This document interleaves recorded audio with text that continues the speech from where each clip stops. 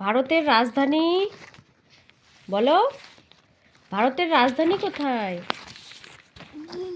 নেপালের রাজধানী? বাংলাদেশের রাজধানী?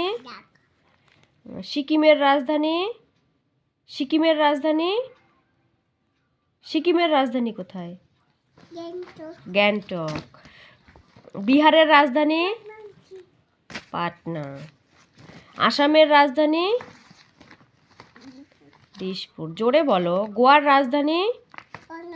পানাজি। গুজরাটের রাজধানী? গান্ধীনগর। মধ্যপ্রদেশের রাজধানী?